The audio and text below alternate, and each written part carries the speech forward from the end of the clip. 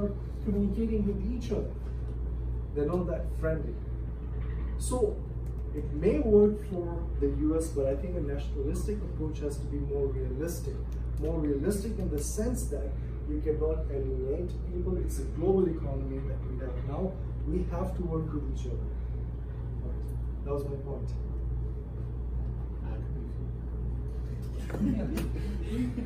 Actually, I was looking at Lost the thought process there. I was looking at Trump from the nationalistic perspective. Everything he does is America first. You understand? And it's one leader that puts the interest of America above every other thing. And another thing about Trump is that people forget that he's not a politician. You understand?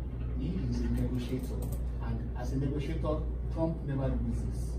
Now, just goes a little bit onto that, and I think this even ties on to Canada, because you cannot bully your way through. Okay?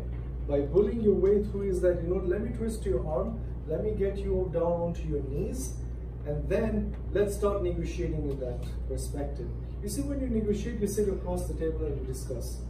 But when you're putting someone down and you're just forcing, you've twisted their arm, their head is down on the ground, and you're saying, okay, now let's negotiate.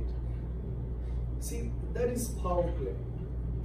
It doesn't happen that. This is what he did with Canada. Now, in terms of NAFTA, he said NAFTA needs to be cancelled, that Canada and Mexico has benefited quite a lot, and the US has been left there to suffer. So we're ripping and raping actually the US. That's what he said, Canada and Mexico are doing. So he said, we're cancelling NAFTA, we're going to be renegotiating the deal such that the US also benefits.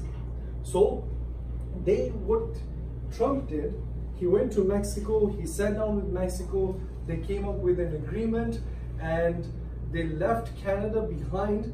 And once that agreement was reached and they came to the terms and conditions, then they said, Canada, hey, this is our agreement. Yeah. You either choose this, Yes.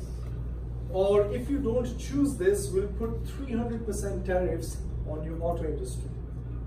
Okay? Now, what is that? Now, Trudeau is in a very tough position. So the tough position was that if he doesn't sign that deal, then the auto industry is gone. If he signs that deal, US gets 10% access into a dairy now.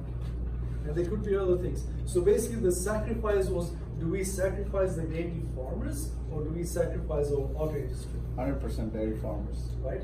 So he chose to sacrifice the dairy farmers.